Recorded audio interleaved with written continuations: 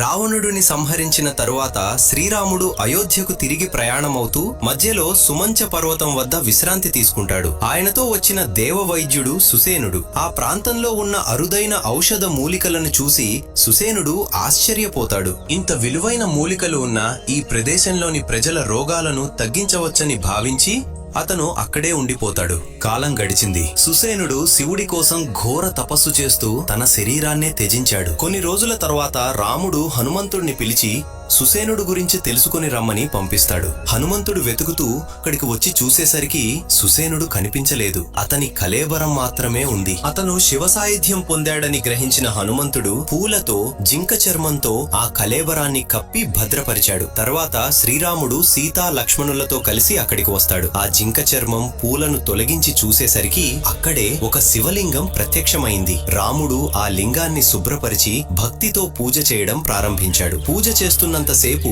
ఆ శివలింగం క్రమంగా పెరుగుతూ వచ్చింది. పూజ ఆపగానే ఆ లింగం పెరగడం ఆగిపోయింది. ఆ ప్రాంతాన్ని పాలించే రాజు ఎప్పటి నుంచో ఈ శివలింగానికి గుడి కట్టాలని అనుకుంటాడు. కానీ శివుడు అతని కలలో దర్శనమిచ్చి, నేను ప్రజలకు ఎండల్లోనూ వానల్లోనూ ఇలాగే దర్శనం ఇవ్వాలనుకుంటున్నాను, నాకు ఎలాంటి గుడి అవసరం లేదు అని స్పష్టం చేస్తాడు. అప్పటి నుంచి ఆ శివలింగానికి గుడి లేదు. ఇప్పటికీ టెక్కలిలోని రావి వలసలో ఎండల మల్లికార్జున స్వామి మనకి స్వయంగా దర్శనమిస్తూనే ఉన్నారు.